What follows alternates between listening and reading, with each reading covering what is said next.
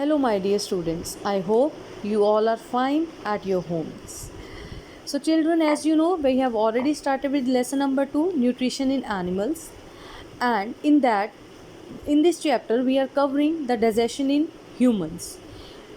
In the previous session, we have already covered three parts of human digestive system, that is mouth, number 2 food pipe, number 3 stomach.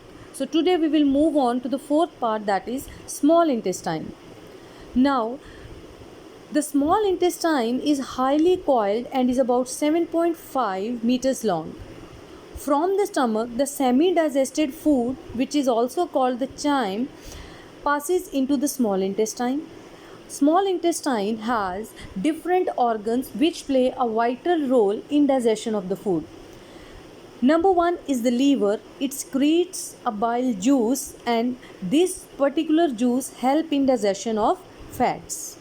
Number 2 is gallbladder. The function of the gallbladder is to store the bile juice before it is being released into the small intestine. Number 3 is pancreas. Pancreas is a large creamy colored gland which is just located below the stomach. The secretions of the pancreas help in digestion of breakdown of carbohydrates into sugar, proteins into amino acids, and fats into fatty acids and glycerol. Once all these complex foods they are broken down into the simpler forms, the next step is their absorption in the small intestine. Absorption means when all these simple foods they get mixed into the blood. The digested food, it is in the form of a liquid. So the digested food, now it passes into the blood vessels in the small intestine. This process is called absorption.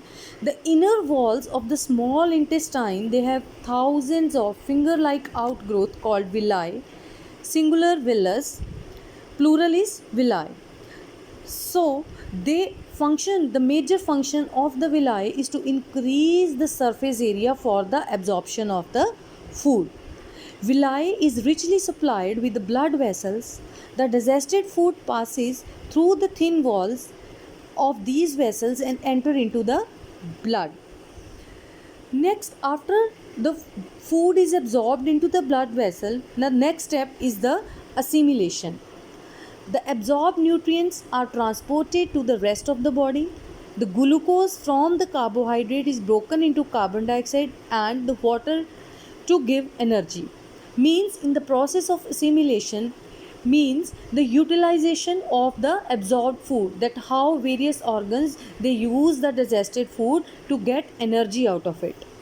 Lastly, the fifth step is the large intestine. The large intestine is wider and shorter than the small intestine. It is about 1.5 meters in length, and the major function of the large intestine is to absorb water and salt from the undigested food.